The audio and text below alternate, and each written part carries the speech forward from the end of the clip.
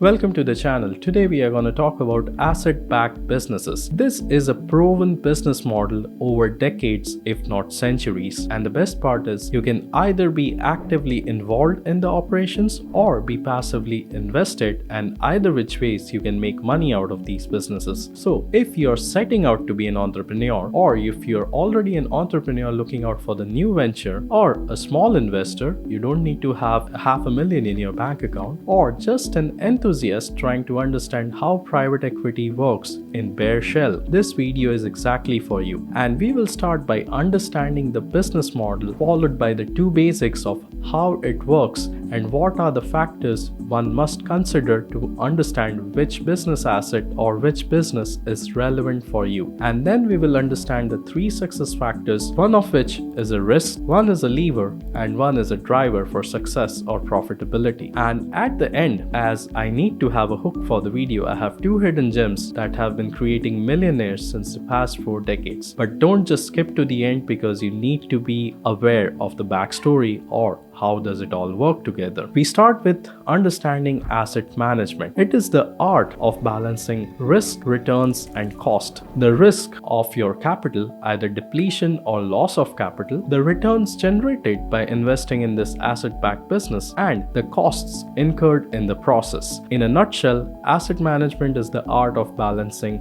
risk, returns, and associated costs. Now, what do these assets look like? If we talk about big businesses like private equity firms with millions or billions in their banks, then we are talking about big assets such as telecom towers in an entire region, office and housing complexes with hundreds or at least a few dozen housing units, or 100,000 square feet of office spaces. We can also be talking about power transmission grids in regions, or even franchises like a bunch of 50 outlets in an entire region. So this is where big firms invest, and they call it alternative assets or alternative investments, because rather than investing into financial instruments such as stocks and bonds, they can directly invest into a business asset and manage the business related risks. Now, coming back to small businesses or people like you and me, here we are talking about housing rental or Airbnb, like a piece of real estate either leased or owned, or laundromats, vending machines, automated car washes, and even cabs. These are small businesses which are backed by assets. And what makes it lucrative? The one characteristics that makes it different from financial instruments is the real or physical nature of the business asset and the value of the underlying asset. For instance, your piece of real estate, it has an underlying asset which has a physical nature rather than a stock, which is a financial instrument, a certificate on a piece of paper. Now, we have to understand this asset itself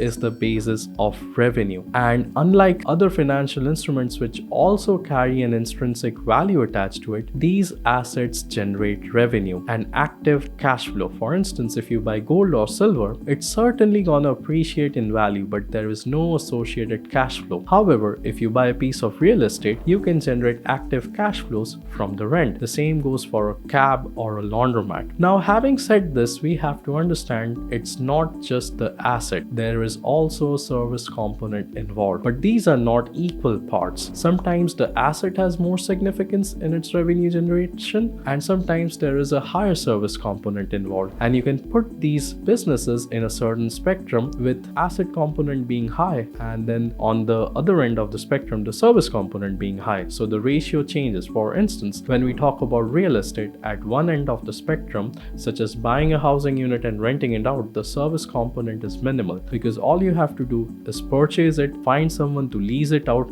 make a contract, and make sure you need to do the upkeep, is what I meant. So the service component is minimal. Whereas at the other end of the spectrum, we can think about a cab, where even after you purchase the cab, you have to probably drive it or hire someone to drive it. So it's very actively managed. And in between these two ends of the spectrum, there are a bunch of businesses such as laundromats, automated car washes, bunch of vending machines, and even franchise outlets. Now, even within the real estate gamut, the service component can increase. For instance, if you buy a bare shell property and lease it out, the service component is minimal. Now, rather than doing that, if you want to set out a studio or a service department, then you have to do the interiors and provide certain services such as concierge, security, and probably even housekeeping. Now, one step beyond that, if you want to make it into Airbnbs, then you're also actively responsible for generating revenue, making sure you have occupants or bookings for your Airbnb. So you also undertake a higher revenue risk. So the asset to service ratio goes up as you move from one end to the other end of the spectrum. Now, how do you select or understand which one is relevant for you? The first one is, of course, the investment ticket size or the investment value. If I have a $50,000 sitting in my bank, I cannot be talking about a dozen studio apartments. The best I can do is probably down for one house or probably 2 or 3 cabs. That's the best I can do. The next is routine involvement. Do I want to be actively involved in the operations? If the answer is yes, then probably I can consider a cab. But if the answer is no, then I'm better off having an apartment and leasing it out. And then the third point is specialization. Do I even know anything about cabs? Do I even have a driver's license or a cab operator's license? Am I specialized into it, or do I understand anything about hospitality to be able to operate an Airbnb, or can I learn about it? So 3 things you need to consider are your investment size, whether you want to be actively or passively involved, and your own specialization and professional background. Now, coming to the 3 success factors, starting with the first one, which is also a risk, is the asset quality.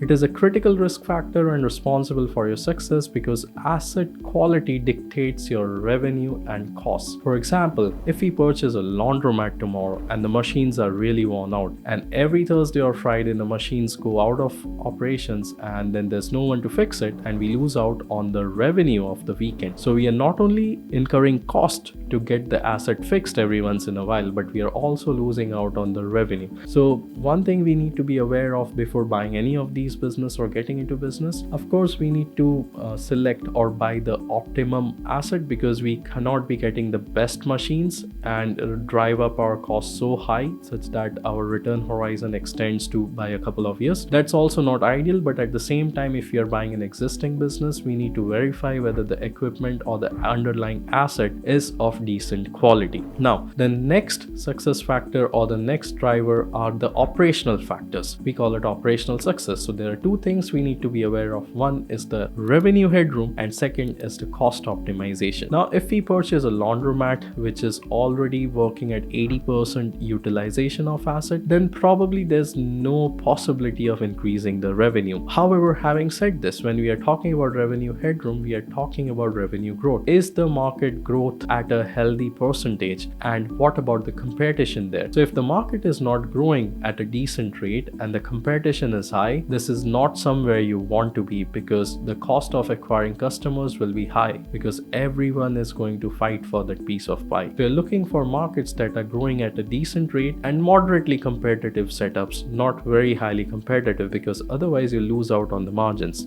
The next is your cost optimization. Are there any operational synergies that you can harvest with your existing businesses? Are there any asset improvements that you can undertake? For instance, in case of a laundromat, can we replace the motors on the old machines and make it more energy efficient or more water efficient by replacing some other parts? So are there any asset improvements which at a marginal cost can reduce the overall operation costs, or even process improvements in running a place? For instance, if we get a franchise outlet and we look at the SOPs and the way the places operate, if there's a room for improvement which can bring down the cost, then great. So we are looking at revenue drivers and cost optimization. And the last one, which is a critical driver here, which is often out of sight, because this is what we consider at the onset but often forget about it afterwards, but makes a big difference although it is dormant. It is the interest rate, because none of us are going to do a cash purchase of a business or an entire asset. If I'm going to buy a house tomorrow, there will be a down component, but there will be a loan. The same goes for buying a cab. So even 0.05% or 5 basis point also makes a difference. Having said this, you don't just get the mortgage or the loan at the onset and then forget about it. Time to time you go to other banks and financiers and look for better deals, because if you can get it refinanced at a better interest rate and negligible transaction cost, then you'll probably save a few grand over a period of few years, and which is actually important because it is a game of percentages. Now, having said this, if you want me to tell you whether a floating interest rate is better or a fixed interest rate is better, unfortunately I do not have a crystal ball, and I'm not an economist who can say whether the central bank is going to reduce the rates rates or increase the rates in the next quarter. It's something that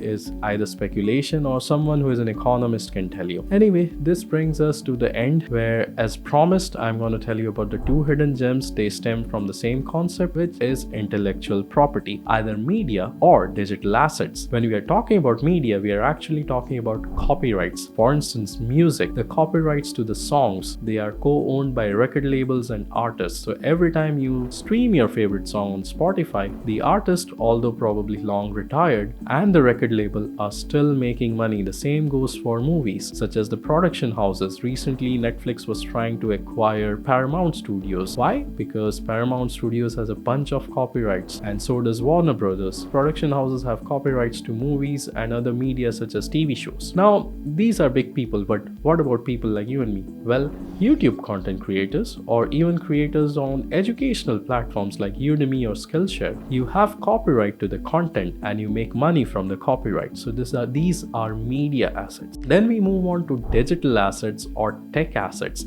It can be a tech layer used in a software, some APIs that are required in a particular industry, or even specific AI agents trained on a specific subject matter or topic. If you can lease these to potential audiences, you can still make money out of it. Now, having said this, because it is the age of AI, I'm not a subject matter expert, but I still had to mention it. And this brings us to the end of this video. If you enjoy this kind of content and found this insightful or helpful, don't forget to hit the like button and of course subscribe to the channel, and I'll hope to see you in the next video.